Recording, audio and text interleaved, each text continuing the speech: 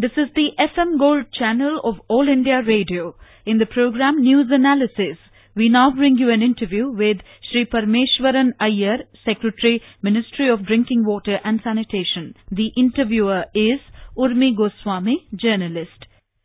We are here with Secretary Drinking Water and Sanitation to talk about progress on the Swachh Bharat mission and of course Swachhata Hi Seva campaign. What is the Swachhata Hi Seva sort of campaign? As you mentioned, the Swachh Bharat mission, Grameen has been doing very well over the last 4 years. Coverage of sanitation across the country, which was about 39% in 2014 when the campaign started, is today over 92%. So there's been significant increase. Today, 20 states and union territories have become open defecation free. Almost 450,000 villages have become open defecation free. And there is a whole momentum and groundswell of push towards Swachhata in the country. And as the Honorable Prime Minister has been repeatedly emphasizing, this has become a Jan Andolan. So now we will be celebrating 4 years of Swachh Bharat on 2nd October 2018 in a couple of weeks. And partly to give another push to further accelerate the Jan Andolan, the Prime Minister has made a call for another round of Swachhata Hi Seva, where we are expecting this time 20 crore people and upwards to participate in Swachhata Shramdan. People from all walks of life are requested to come forward, are going to participate in Shramdan. The Honorable Prime Minister will be launching the campaign. He'll be joining crores of people in Shramdan on Saturday the 15th. It will be launched at 9:30 a.m. The Prime Minister will be interacting with different stakeholders in Swachhata champions, grassroots champions, Swachhagrahis, women masons, sarpanches, national icons, Swachh Bharat ambassadors. That will go on from 9:30 for about an hour or so, and then Shramdan will commence simultaneously across the country. The Prime Minister himself will be doing Shramdan. So this is a big campaign which will run from 15th September to 2nd October. 2nd October is the Gandhiji's birth anniversary, the 4th anniversary of Swachh Bharat. Along with on 2nd October will also be the culmination of the International Sanitation Convention. We are expecting over 50 sanitation ministers from around the world who are coming to India to study, to examine and to learn from the Swachh Bharat mission how such a huge program with people's participation focusing on behavior change has succeeded, and they will also be sharing their own lessons. So that will be on 2nd October, and this campaign of course will run 15th to 2nd, and there are a whole series of activities, different focus days during the campaign. You mentioned behavior change, and it's a question really. We are talking about a country where open defecation was more the norm rather than the exception, and you mentioned 92% coverage now. What made this rather quick behavioral change possible? I think it's quite unprecedented. I think there are 2 or 3 reasons. I'd say first and foremost, the biggest game changer was the Honorable Prime Minister leading this campaign himself, putting sanitation on the national development agenda. When he announced the Swachh Bharat mission on 15th August 2014, everyone was shocked. The Prime Minister of India talking about sanitation and toilets from the Red Fort. But I think that was the biggest game changer. Starting from that, people have adopted this program. It's one of the most popular programs if you look at different surveys. I think people are warm to this campaign. So that itself was its game changer. On the ground, we have got grassroots level motivators who have been trained in community level behavior change. They're called Swachhagrahis. We have over 4.5 lakhs of them. They go from village to village, they trigger behavior change, they convince people about the importance of sanitation. Once the community understands the importance of not defecating in the open for different reasons, for health reasons, obviously dignity and security of women, economic reasons, community becomes accountable, they take charge and they make their village open defecation free. The evidence of the behavior change is that 92% coverage of toilets, as we mentioned. Usage of toilets is above 90%, as evidenced by a large-scale independent survey under the World Bank Support Project. They looked at 100,000 households across the country, and the survey found that the usage of toilets, which is the most concrete indicator of behavior change, was about 93%. It's very interesting that you mentioned usage, because many observers, including critics of this effort, point to the fact that when we talk about open defecation-free villages, the government is talking about toilets and not about usage. And many researchers have found when they go to villages, the toilet that's been built actually becomes like a little goat shed or a storage space. And the key problem is not because they don't want to, but because of water. Of course, water and sanitation always go together. So water is very important. Water for sanitation is being tackled at several levels. At the policy level, we have been saying this many times, all open defecation-free villages are given priority for providing piped water supply. So there is an incentive to become ODF. All the villages which already have piped water supply, either through private connections or through public standposts, they are also being taken up on priority to become open defecation free. So that's a natural synergy.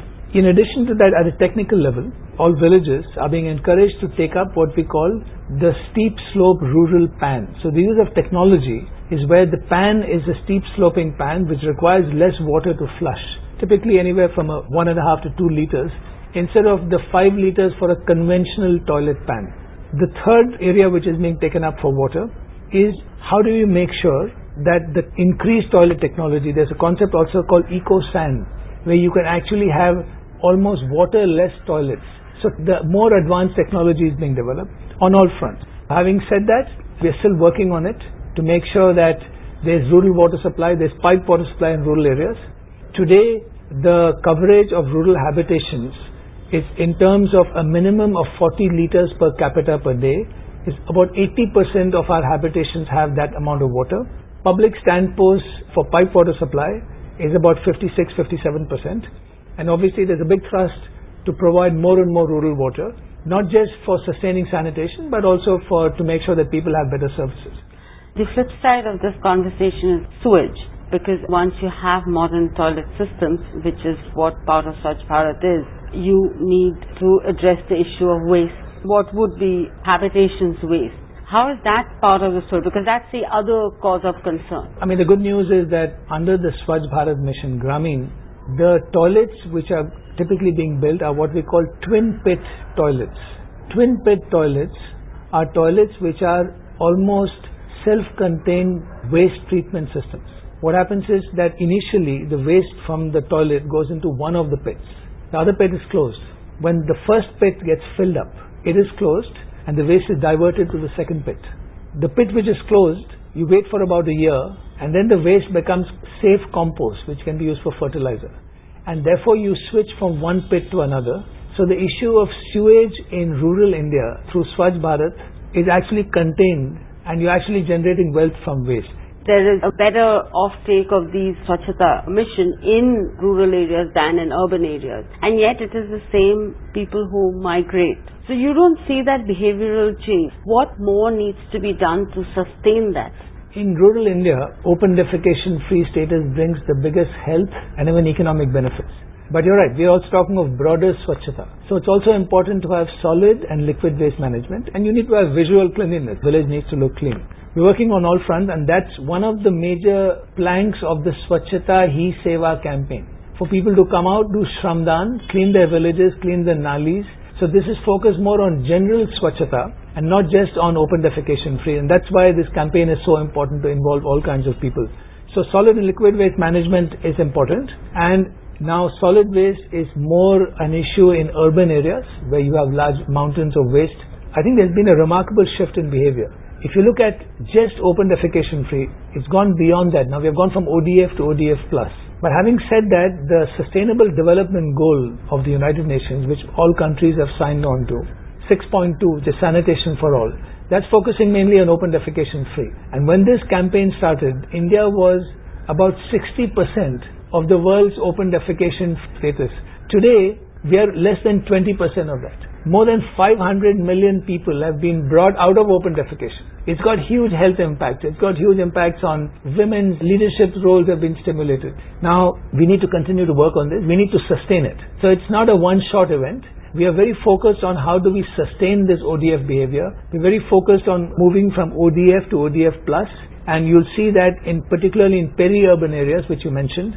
Again, those challenges are slightly different. There's more density of population. You have more septic tanks and you need to have more solid waste. And in the end, I think that to sustain this, we need to bring in local private entrepreneurs who can convert waste into wealth, earn a living out of it, so that this entire movement can be sustained. Just sticking to toilets for the time being, one other aspect would be schools. Again, there seems to be some apprehension or some concern that even when schools have toilets, which has happened a fair bit under the Swachh Bharat mission, making up what wasn't there, maintenance, operation, that's an issue. Because again, that has large benefits. You're right. In fact, there's a big focus in this program on school kids for a couple of reasons. One, of course, from the health point of view, but also because they happen to be Swachh Bharat ambassadors.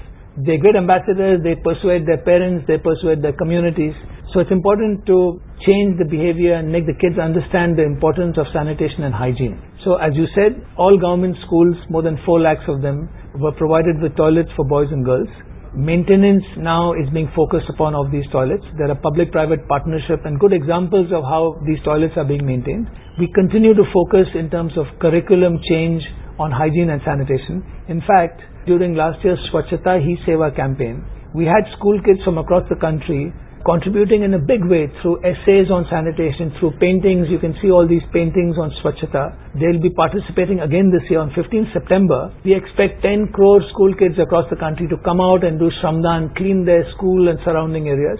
So it's very, very important for school sanitation to be sustained. We work closely with the Department of School Education and Literacy. They have launched a campaign called Swachh Vidyalaya. And this year, more than 5 lakh schools participated in that on a competitive way for a national ranking. So it's very much on the agenda and we work very closely with the schools. To tie it up with several other policy pronouncements and goals the Prime Minister set, like making India single-use plastic-free by 2022.